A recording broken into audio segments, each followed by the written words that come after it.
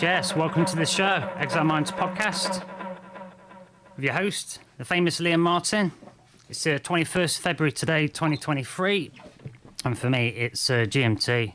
It's 18 minutes past 10. Bit late today. My PC just kept crashing. I was trying to start the stream, but I think I've figured that out. So there we go. We have to fix it in future.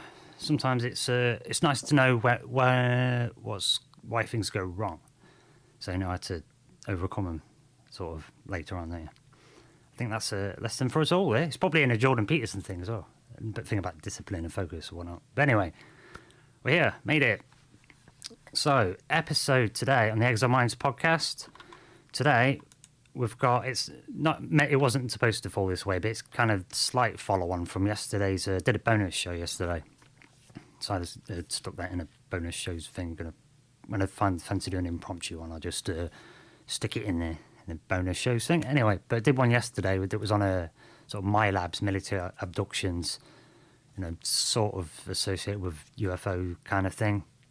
And it just so happens that I had this other show lined up about a carrot program today. It's called the Carrot Program. It's also known about as the Dragonfly drones.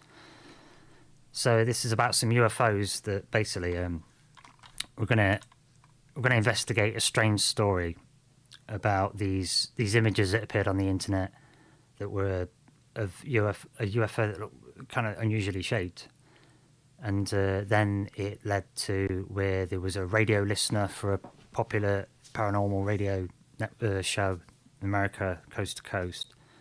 And this guy called Isaac contacts the station, the story goes, and he contacts some information, having heard the discussions and the appearance of these, oddly shaped UFOs, being captured on camera in the sort of California area. So he presented some pretty wild information, and he sent him some documents as well. It was after a spate of sightings in the skies of California. So there was a unique sort of shape. Some people said they looked a bit dragonfly shaped. They got known as sort of dragonfly UFO or dragonfly drones because the shape kind of made it look as if, it's hard to figure out how you dwell in it, and it's weird.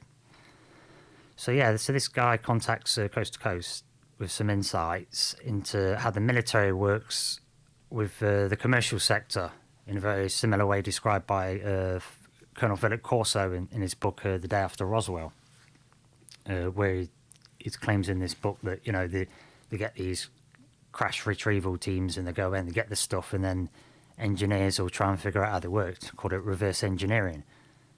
Okay, reverse engineering alien technology. And, supposedly some of these crashes in the back end of the 40s after the Second World War, famously, like the Roswell, 1947, it's said that some of the technologies we get today, like Velcro and lasers and diodes and transistors, might have come from that. But I think some of these things were there before that. Anyway, lasers were there before. But anyway, episode 20, carrot drones. Unique shaped UFOs. I remember seeing these images and straight away, years ago, it was in around 2012.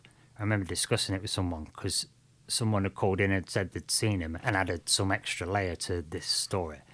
I think that was several years later. So I think, 2012. So I remember talking about it with someone I used to know back in the day in this town, and it was, my first impression was, they look ridiculously fake, right? And the reason I thought that is because there was my eyes were so confused about how they would look, how it would work. One of them, I thought it looked a bit like an egg whisk.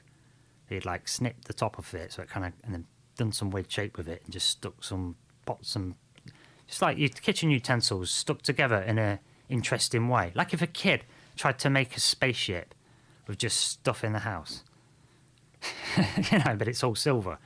It kind of looks a bit metal. So I thought it kind of looked like that. Or you try and... But then I thought, it's like a Terence McKenna quote as well. And no, if something's truly alien, you won't be able to see it, or you'll really have a hard time relating it to something that you've seen because it's alien, right? And by definition, it's not going to be known. It's not going to be familiar. So it's going to be really hard to describe. And we tend to compare things to describe them in our language and stuff. So, and our language and the way we're thinking of the world is a lot of it's memories that we're just viewing. Think about it. So anyway, so you've got to do things by association.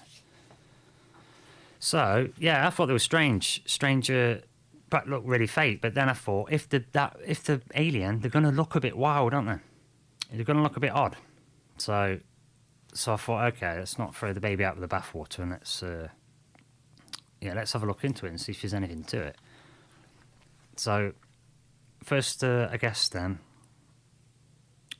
after just prefacing you with this, I suppose then we'll start with having a look at the letter. And, have a look at these, and then we'll move on to have a look at some of these images captured by a guy called Chad. But yeah, we'll look at this letter sent from a guy calling himself Isaac. I'll do a share screen. So this is recorded on bibliotecapleiades.net at the top, links in the description. Yeah, the Carrot Program. Explanation for drone UFO sightings in California. Okay, so this was a sort of announcement from Exopolitics. Exopolitics, it became a term, I don't know when it came, Exopolitics sort of became a term leading up to 2012, where we started to, after the 2008, there was a big economic crash, massive heist of money and redistribution of wealth, I call it. That happened, and then we started to need terms of a way to talk about politics, the underbelly of politics, the bits on the edges, the important bits that has always been ignored, like UFOs, and like if they're not using petrol, to fly them spaceships, what are they using? Because we could do with one, sort of thing. If they're not using gasoline and diesel, which obviously not, if they're coming from other stars, right, they're not using petrol, are they? So what they got? Because we need one of them. Do you know what I'm saying? I think that's the problem why you can't talk about UFOs and aliens and stuff, even if whatever it is, because they've got craft that's energy systems. It'd free us, wouldn't it? It'd free us if we had some really good energy like that. So we're stuck, aren't we? Can't tell you, but it's there. But we can't tell you because money. But anyway, exopolitics is like a term for the fringes and there's websites and people. And Stephen Bassett, paradigm shift. Was it research paradigm? Stephen Bassett, I think he come up with this term as a way for us to talk about, government corruption tied in with, taking taxpayers' money and doing secret operations and, whatever, all the corruption stuff and the stuff to do with the things that they're hiding, especially technologies like energy systems and many other stuff that we could be benefiting from that we need. Like there's ways to, just commercial technologies these days to negate earthquakes with, I think it's sound and diffraction. And they've been used, and you can get them. And with this recent earthquake in Turkey, I think perhaps it's time to try and promote that sort of stuff. Look into it, make a point of saying, no, let's use some of this. No, let's use some of these technology. We're in the future, man. We've got good science then, so let's use it for stuff like that and try and save the first city of an earthquake. Because I think these days, with all the studies, that you start studying the frequencies of earthquakes, that you can get is like markers that lead to sort of indicate is one going to come, like predicting the weather. So if we've got a way to stop it, then we can see it ahead of time, like weather fronts for earthquakes. So we should be using that sound diffraction, and it's just a phenomenon with sound where like you're trying to listen through the wall and you can't, it's a bit muffled, but then if you open a window and they've got the window open, you can just hear it in your room because it just kind of travels up the wall and round the wall to next door. The sound just kind of sticks to the wall. But anyway, yes. So yeah, maybe we should be looking at that. We need these technologies. But so that's why I thought it's worth having a look. Because this is, could be about back engineering technologies. But anyway, exopolitics. 2 full stop slots. See that? It's not good enough. It's in white, but still. Anyway. I saw it. Hidden. It's like, or it could be this Captain's secret message in the full stop in Rimmer's swimming certificate. A red dwarf joke there. Oh yeah. Anywho, Matt Sow. Oh, what's up, Matt? It's Matt in the chat. Dragonfly. Yeah, LEXX. Exactly. That's why I put it in the thing. The LEXX thing. How you doing, bro? Yeah, it kept crashing today, and PC kept crashing, so I had to start show late and didn't tell anyone. Didn't have time. Yo, look, let's get LEXX up. Now you've mentioned it. LEXX, TV show, Dragonfly. Because in LEXX, there's craft that is basically, it's like it's a living entity. Okay? It sounds a bit crazy, but that's sort of what it is. It's a sort of living entity, like what you call a leviathan, where you kind of grow a ship. It's like in the Bible, they talk about, some men get inside of a whale, not just to get swallowed. I think it's Greek mythology. It's like a big kind of fish thing that men could get in. It's like a troop transport. You could say it's a submarine or whatever. But yeah, the idea that LEXX could be a spaceship submarine where you get a creature that you kind of grow, it's kind of insect-like, and it's got a bit of a hive mind scenario in the sense that it connects with you. And it's very logical and analytical, and psychically it'll connect with you. So if you're frustrated and just want to blow a planet up, it won't fire its main weapon. It'll be like, nah, bro, you need to chill. Think about this. If you can justify blowing this planet up, I'll blow it up for you. Do you know what I'm saying? So yeah, it's the Dragonfly drones. Anyway, that's what the reference was. Let's share that back on there. Right then. So here's this letter that was sent from this guy calling himself Isaac, sent to Coast AM radio show. So, greetings, Coast to Coast AM. I have information that I can explain a great deal of what is going on with the photos provided by Chad and Rajma. The late, I don't know how to say that to you. The Lake Tahoe witness. Oh, okay. So Chad and Rajma is a Lake Tahoe witness, as well as ones taken by Jenna and TY in Big Basin. I'm going to go by the alias Isaac while I release this information.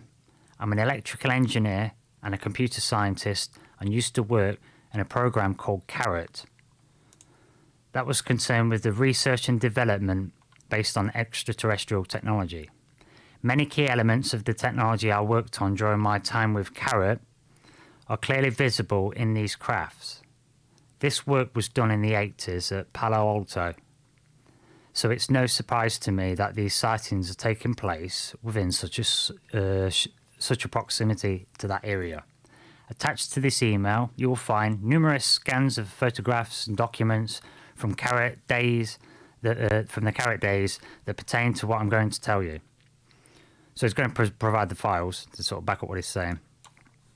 And in addition, I will put up a small website with high-resolution copies of all these scans, and as well as a lengthy letter that explains a lot about me. The Carrot program and these sightings have been...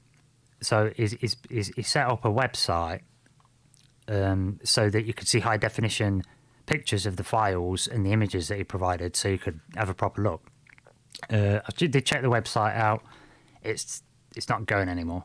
It's a defunct website, but it was just isaaccarrot.fortunecity.com. I'd say links will be in the description, but yeah, I checked it out. It's not going anymore. But so it did put a website up. He said he's been listening to the show, as in Coast to Coast, since 2002, and would like to work with you to get this information out there. Please read the text of the website for the rest of the details. And I'm taking fairly significant personal risk and would like to make sure it's worth it. So that's why it's set up this, and I think that's why it got a big story, because it kind of makes it look legit. And if this stuff does get back engineered, somebody out there has worked on it, and so maybe they want to get some of this out. I'd want to get some of this stuff out, and you better want to keep it secure. So that kind of makes it seem legit, seems realistic, right? But that's how you can sell things, isn't it? Make it, add things in that seem realistic. It says, all I ask is that sharing this information, that it's kept together when you share it. Just, I suppose that's so you don't edit it. So it's like, don't take it out of context. That's fair enough. Don't edit me and leave me on the cutting room floor. Take me out of context. Okay. All I ask in sharing this information is that it's kept together. There are 4 photos and a total of 15 pages of scanned documents. If you'd like to resize them for your website, that is fine. I want people to have easy access to this information in full. Let's put that in capitals. I feel this is reasonable, and it is all I ask. I am not trying to sell anything. That's in capitals, not trying to sell anything. Emphasized. And the only reason I created this very simple website is to ensure all the information is presented correctly and in one piece. Isaac. So that's the letter, and to me that seems a reasonable way to approach this if you was going to try and release something that you've worked on. And personally, I believe that absolutely, if you find this stuff, you're going to work on it. And I think we have found stuff, either ancient stuff or retrieved stuff from, crashed craft that aren't necessarily from other planets. I'm not making that assumption myself, but in this context of UFOs and ETs and whatnot, then yeah, if some of this stuff comes down, you're going to work on it, aren't you? Trying to do stuff with it. So yeah, that seems reasonable the way it's presented to the sort of mindset. But anyway, let's have another look at these documents then. So say it's the original sort of image. That's the one that I've seen here for those who's on the video. This one on the right here is what I've seen the picture of, and I thought it looks like an egg whisk. Look, you somehow attached it to a thing and then cut the handle off a bit or just blocked it out. You know what I'm saying? I thought it looked a bit, because I thought, how do you, what is that? It's not aerodynamic, is it? Obviously. It's not, what was that? It's kind of asymmetrical too. But then I'm looking at it now, it looks a bit more symmetrical actually, because of that bit at the back. But yeah, I don't know. But then there's a picture to the left of this strange looking craft in the sky. Yeah, this picture to the left is supposed to be some parts where he's been working on stuff. So yeah, I thought it was just fake straight away when I seen that picture. But like I say, then I thought, well, if it's alien, it's going to look strange. But anyhow, documents. Let's have a look at these documents. So this is the first one, right? The front page. It's got like the contents page, and it says carrot, as in like when you get those phonetic poem things, where it just says carrot going vertical, and then it tells you the acronym. It's like an acronym. So I'm going to explain it more. So CARET, carrot, is Commercial Applications Research for Extraterrestrial Technology. Okay, it's not a bad little acronym actually. Not a bad little is that the word, acronym? Abbreviation. Yeah, that's great. They do them, don't they? Yeah, it's nice to have a good one that says the thing as well when it's like a whole word. It explains it. Like carrot works, doesn't it? WYSIWYG, what you see is what you get. It's a bit of an awkward one. Or in the Marvel films, Iron Man, is that binaural augmentation, retro framing, but the abbreviation would be BARF. It's just not great. Anyway, egg whisk. Yeah, you see the egg whisk, man. Come on. That's what I thought. That was my first impression. Look at that. If you just, if you just block the handle off, you can see it, can't you? But on the other hand, they could be like, charging. But on the other hand, see how no science look. If you charge those, if they were spiked at the top and they do look tapered, if you charge those up with electricity, the electrons can't turn corners. So if they've got a pointed top, they'll gather on the top, on the spikes. Right? That's like getting ion wind. When they're gathering, then they can't turn. Right? So the charges will build up on all these spikes, and it'll create a ring of them. And see how it's tapered inwards on the picture. Then the top look. So technically, see, I'm trying to play devil's advocate. Yeah, it might be fake, be an egg whisk, but if it was going to work technically, as the charges go up to the top of this whisk look, whisk-looking shape, it will create a smaller ring of charged particles in little packets, which would then create a shaft going right down the middle of that ring, which might be a way to focus an ion wind to go straight down. So it's like sitting around a vortex. So perhaps they're getting an ion wind vortex right in the center of that thing. Oh, well, if they're real, then I think I just figured out how they work. But if you can't land them, though, because then it'd earth them and then they won't be able to take off. But anyway. Yeah, weird. But notice this. Front page look, right? I thought I don't know if this is a coincidence, but check this little logo at the bottom. Right on the first page, carrot. And then I'm thinking, carrot, like, is this a carrot? Like, you lure somebody with a carrot, don't you? Right? Right. So look at this little logo at the bottom.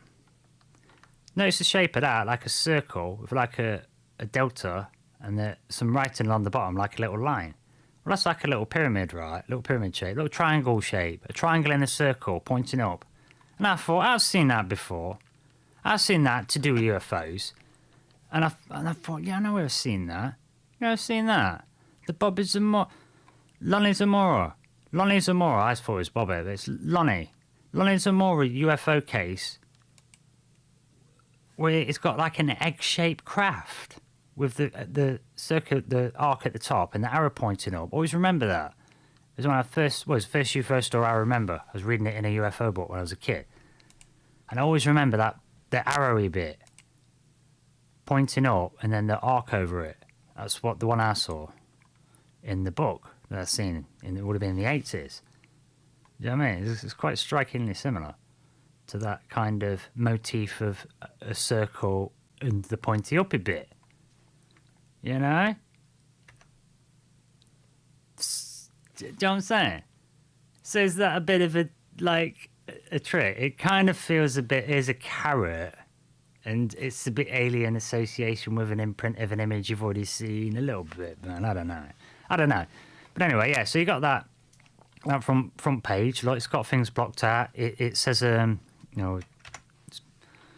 let's assume this is legit then for a minute. So it says, carrot. Commercial applications research for extraterrestrial technology. Q4 86 research report. And it says December 1986, Palo Alto. Well, that indicates to me that's in corporate font and format. That's Q4. That's like towards the end of the year, 1986. Well, December is the end of the year, so that would be the final quarter. October, November, and December, right? Like when you release microchips are coming out like 4 times a year. Do you know what I'm saying? And it will even say on the statistics like Q1, Q2, Q3, or Q4 next to the year to let you know if it was, it might have been released in, 2022, but was it the first quarter or the last quarter? Because it's going to be better, isn't it? The newer it is. But I thought, so that looks legit in the correct font and format in the way that that's presented. So that's correct.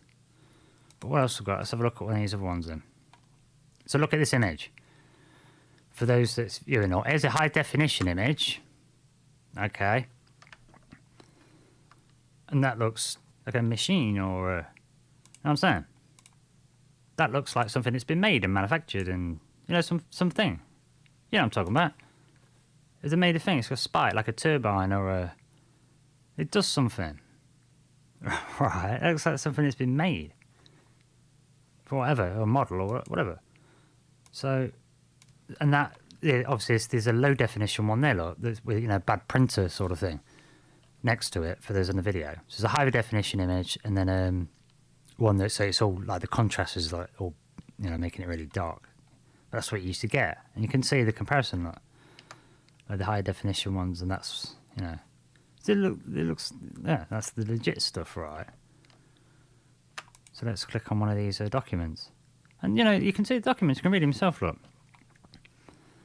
Yeah, just, part of this report. So, component mode. Rather than generating a general purpose field of constant gravity control, A1 will manipulate the gravitational effect on specific objects, allowing them to take any position or orientation relevant to its own centroid. Component mode appears to be used commonly for maintaining physical construction of craft's design. Maintaining physical construction, okay. Rather than attaching the craft's components to one another by way of rivets. Hang on a minute. So it's not... Wait, let me read that again. Hang on a minute. That makes it sound like they just hold themselves together. And they're not riveted together. They're using the actual gravitational... If they can make things do anti-gravity, the parts themselves are doing anti-gravity to hold themselves together rather than using rivets. Maybe that's what they're showing us in Marvel, where Tony Stark makes a suit that can go into pieces and then form around him. And I thought, well, okay, they all got like mini repulsors on them.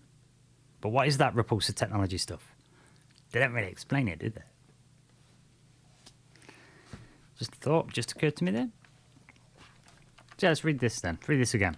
So part of this report says, rather than generating a general purpose field, like a field all around you of constant gravity control, the A1 will manipulate the gravitational effect on specific objects, yeah, like individual parts, allowing them to take any position. Yeah, you can reorientate your configuration or orientation relative to its own centroid. Component mode appears to be used commonly for maintaining the physical construction of the craft's design, rather than attaching the craft's components to one another by way of rivet, adhesive, welding, or the like. They are simply held in place quite precisely by anti-gravitational means. Yeah, I was right. Details of which components are affected and how it seems to be provided by the components themselves. See the following section for more information. Components made is reasonable from the RSR effect described in the previous section. But yeah, it sounds like they're programmed to sort of, I don't know, to hold themselves together. So let's go for this first textual one then. Okay, so the overview. In fact, I need a quick break actually, Matt. We got anyone in the chat? Oh, there's another comment. Okay. Matsal, thanks for joining, man. Matsal says, in Eldar, Fatuk runes, this is the blessing of fire. What's that? Fatuk runes. Oh, okay. A blessing of fire in the center. Okay. I'll look that up. We'll have a little break. Yeah. Okay. All right. Well, thanks for that, Matt. Right. Okie dokie.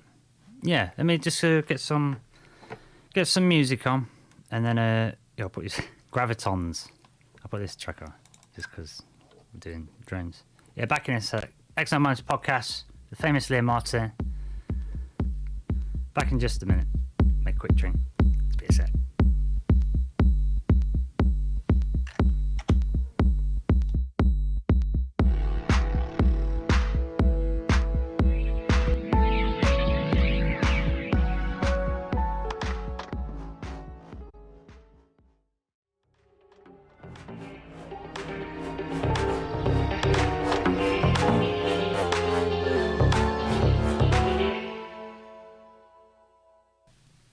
Exiled Minds podcast. Quick break, but we're back. Famous Liam Martin, Exiled Minds podcast on the 21st of February 2023, with episode 20 on carrot drones. Thanks for bearing with us. Okay, we'll get back on with this report then. So it says the process of converting raw artifacts of extraterrestrial origin to usable, fully documented human technologies is termed extraction. So when I extract, extract the useful resources, as in the information, the thing to do the thing. So we've got a thing. All right. The extraction process ultimately consists of two phases. First is the establishment of a complete theoretical and operational understanding of the artifact, of course. And the second is a distillation of the artifact's underlying principles into a usable product-orientated technology. So that's kind of pretty much what I've just described myself. That is the process you would have to follow, the natural manufacturing process of learning how each component works, and that, that's how it goes. Like opening up a watch with cogs, and eventually look at all the bits. You should be able to figure out how it kind of, at least in principle, how it's going to function. Like that Antikythera mechanism, famously found by sponge divers off of island in Greece, Antikythera. That it's like got 70 odd differential gears inside. When you do an X-ray, it's way ahead of its time. Now, it's not working anymore. It's broke. It's been under the sea and that, so we can't necessarily see it all and know exactly. But we know the principles of it. We know about differential gears. We know about clocks, so we know what that would have done on its faces. It would have, it's tracking the time and the positions of the sun, and do you know what I'm saying? It's doing your sextant, your cartography for navigation. Do you know what I'm saying? So you can figure things out, can't you? The point I'm making, because it's alien, you can sort of figure some stuff out. So you do experimentation. So it does sound like legit in the way that they're sort of bringing this forward, and in the format. So I mean, check these files out yourself. The pictures look pretty cool, and there's lots to be going at. But as always, I mean, look at this. Look, I thought these are pretty cool. So these kind of freak me out. Some images for the video. So these are kind of freak me out in a way. Looking at this as if it's all completely alien and legit and I'm looking at these, and these images seem to me to be like electrical schematics. Is this the power management system? This, to me, has the flavour of electronics, of this is how it's wired, this is how the components relate to each other. Right, but it's not drawn in a regular schematics way. So it kind of freaks me out because they look a bit like symbols. Do you know what I mean? They look a bit like... These symbols kind of look like... somebody looks like Japanese. That looks like... This symbol here, I'm trying to highlight, is a Sikh symbol. Or is it a symbol from Islam? It's supposed to have something in the middle. It definitely looks like the two Golocks, two scimitars. Some of these symbols look Japanese for damn sure. And some of them are Japanese symbols, like hit this here. And so they do look a bit Japanese. Okay, but then these symbols sort of on the left here, on this section I'm highlighting, kind of look like circles with different things in. It's like they're kind of sort of saying things without... And you know what I'm saying? And if I'm coming across, what I'm saying is they sort of look like they're a language, but they sort of look like a recognisable language, but they also kind of look like sigils and spells.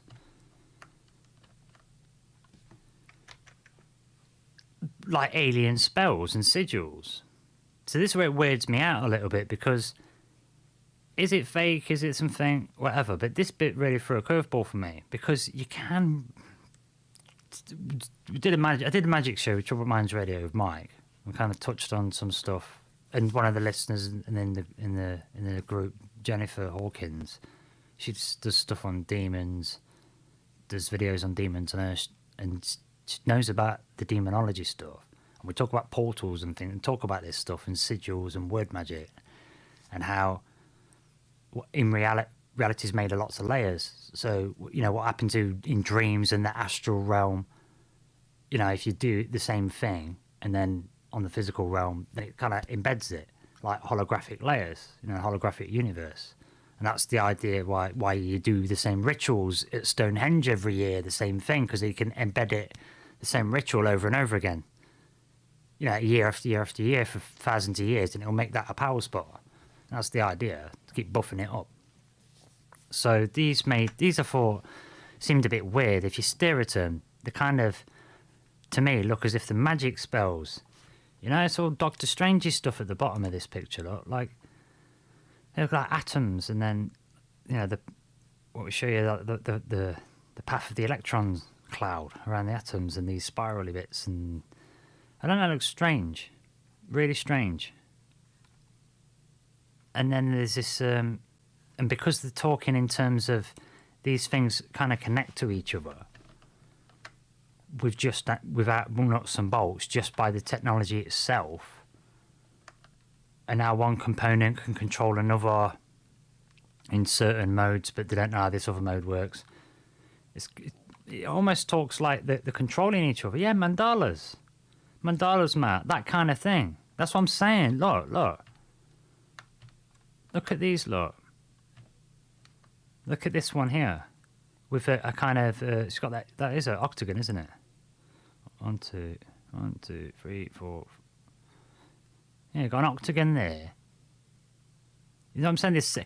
Just my first impression when you stare at them, there's all kinds of sacred geometry in there. Right. Almost as if the circuits are magic spells that have been written. So is it self-activating? Because Linda Moulton Howe started looking into this stuff. Researcher of files Linda Moulton Howe famously did the book Alien Harvest about the cattle mutilations. That she thought that this is all legit. And these software, this is the software that is also the electronics, but it's written as like a magic spell, like a sigil. So,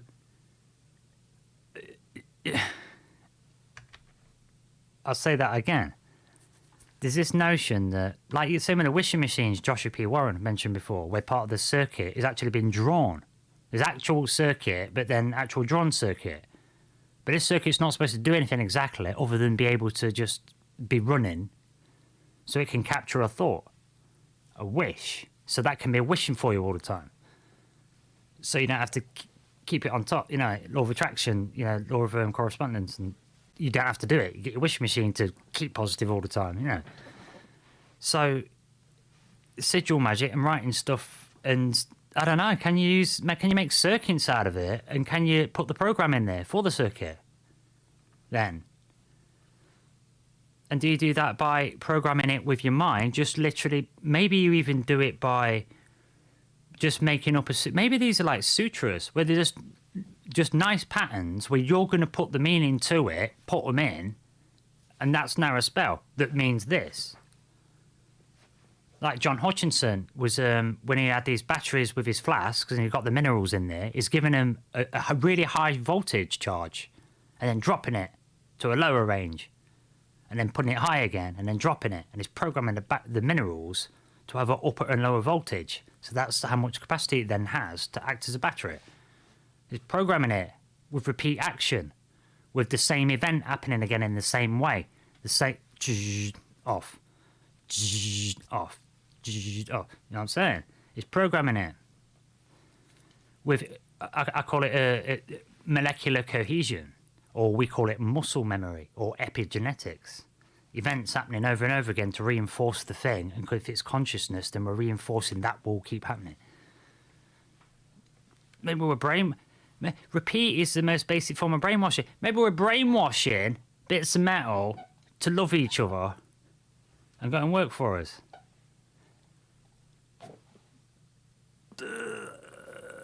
It's just speculation, but I don't know. I thought it was just strange, and I thought I'd throw that particular idea out there because this is a weird one, and they look odd. And I love the idea of that self-activating software, even though it's creepy. But if you look at what it says at the bottom about what this picture is, it says Fig 14. What does it actually say on the document? I'll zoom in there. It says Fig 14.14. Compound junction in a dual link union with heavy state tri-switch and diffuser. So yeah, that is schematics terms. The Palo Alto Carrot Laboratory Linguistic Analysis Primer. Okay, linguistic analysis primer. This is the language. The primer for the language. Okay. Where have we heard that in terms of aliens and a language and needing a primer?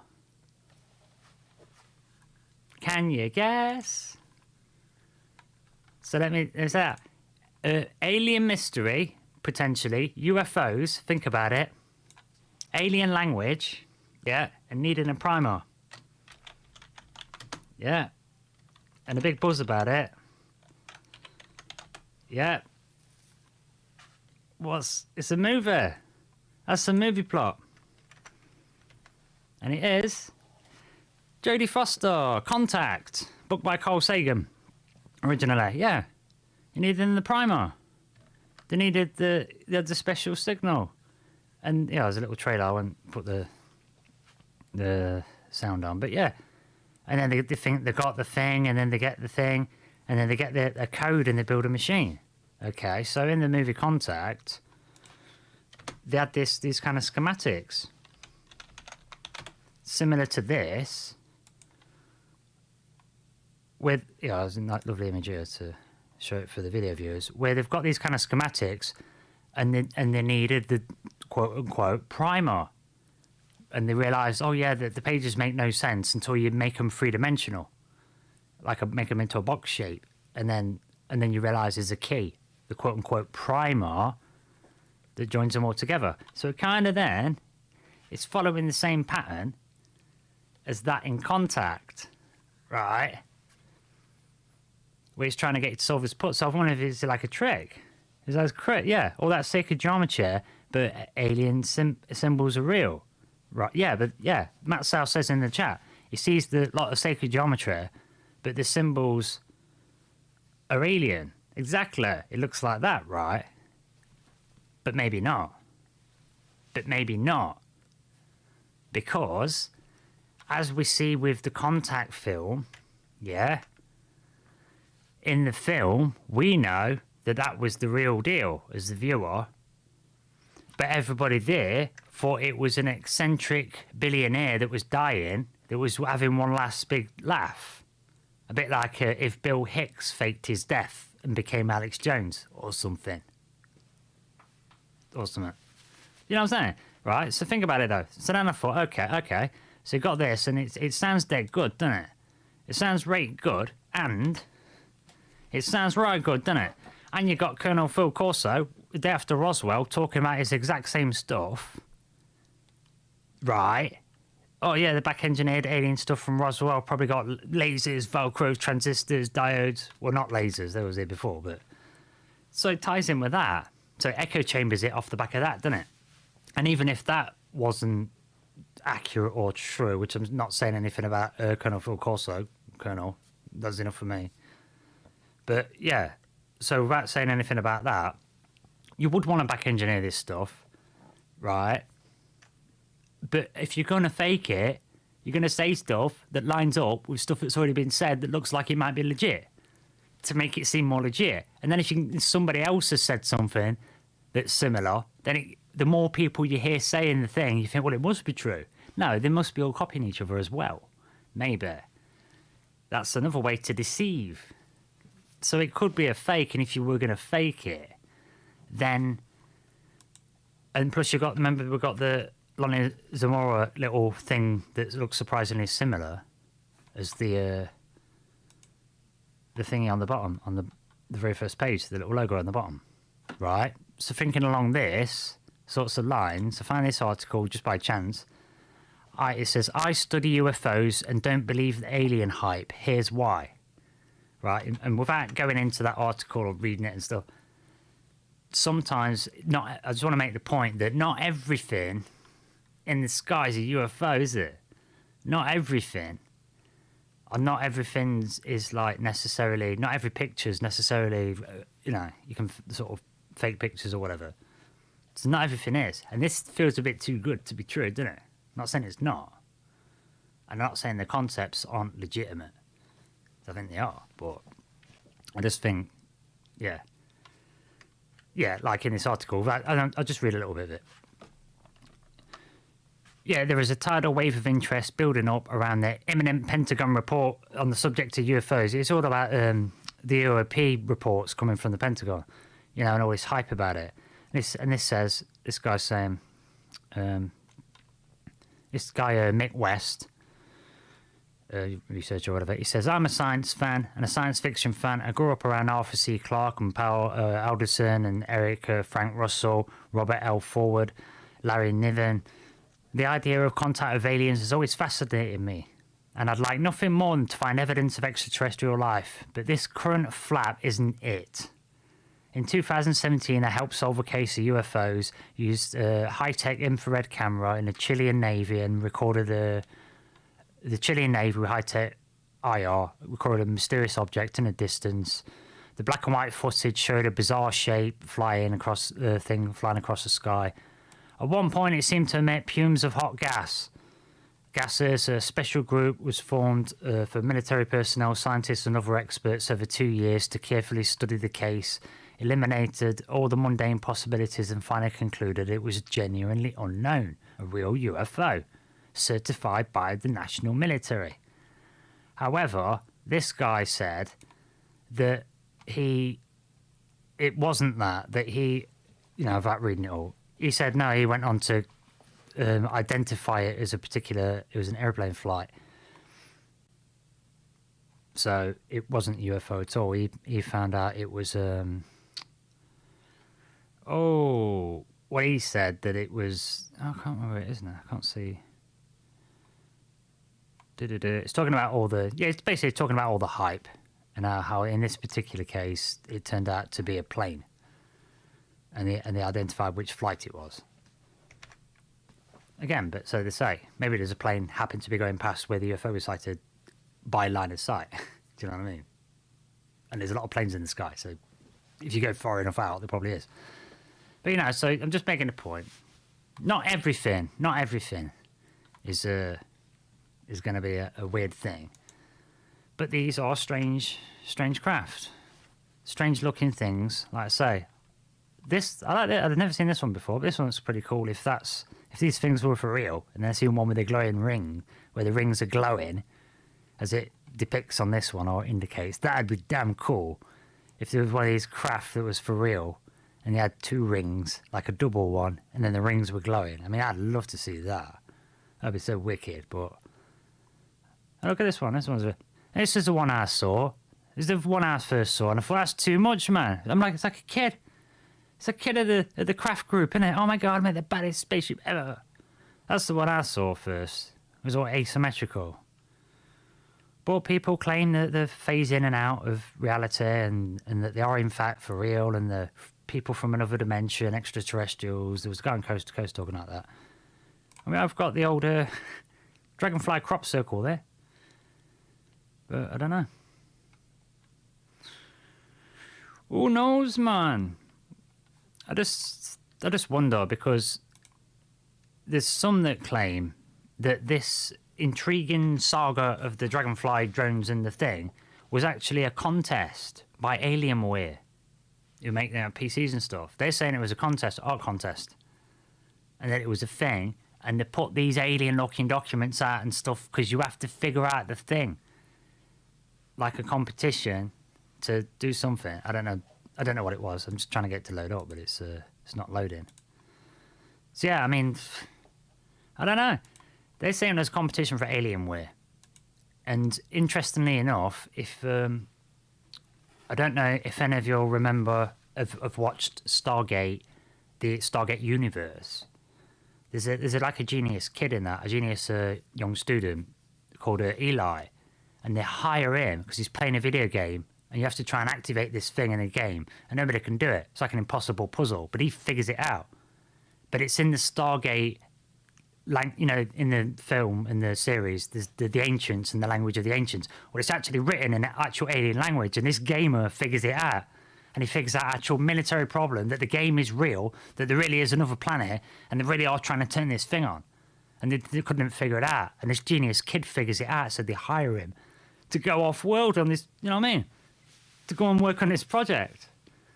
So it's sort of showing you, or maybe you could get hired through something trivial. Like a corporation might hire you for a little thing like this, or the military might set a weird puzzle to try and find out who's smart enough to figure it out. So, and that was kind of the plot for the Stargate thing. And the same with this, like I say, there's some that claim that this... we had a guy called Trevor Blake who showed us the Dragonfly drone that he caught on video, but did a bit more digging. And those original guys, that Chad and Raji, no one could find him after that. And you know what I'm saying? And there was a lot of sort of speculation that let's say it was a contest. So, and it's California, isn't that? Didn't they do big tech there? Isn't that Silicon Valley way? Do you know what I'm saying? So you said Isaac's information, however, did not hold up to internet scrutiny on the internet forums. Posters shared that the computer company Alienware had announced a contest that required entrants to crack an alien code, and the code was the exact code on the Carrot documents. That's what they say. And also as well, if you remember the 80s, it's coming to the end of the show now, but just to wrap this up, I'm not saying if this is real or not, but it looks like it might not, this, you know, but back engineering will happen, and it will happen kind of like this. But bear in mind, the Stargate could potentially be hired by cracking some kind of code like this, right? And if you remember from the 80s, if anyone's ever seen this classic sci-fi film from 1984 of all the years, The Last Starfighter. This dude, I'll put a trailer on. I'll keep it muted. But this guy, I think we're allowed to play it. If not, oh, it's not playing anyway. Maybe I'm not allowed because I've got a share screen. But yeah, so this guy basically plays a video game like an arcade game, old school style, called The Last Starfighter, and he's dead good at it. And then it turns out again it's a test to see who's really good as a starfighter. So they go and hire him to go and fly one for real. Do you know what I'm saying? Based on this video game, they put these video games out everywhere, like on different planets and stuff, like, but the version of a video game, so it fits in with your aesthetic. Do you know what I'm saying? Trying to get starfighter pilots. But yeah, and same again in let's say we had the movie Contact, where it was like we were saying, oh, is it a hoax and that, but it is in pop culture and a thing that, you know, maybe you can put stuff out there to hire people through these puzzles, like the Stargate Universe episode, the very first one of Stargate Universe. Got Robert Carlyle in as well. Come on, LEXX! Starfighter, yeah, Last Starfighter. I'll try and fast forward it a bit. Oh, I don't think it's going to work. But yeah, check it out. It's a great film. It's kind of cheesy, but there's some real.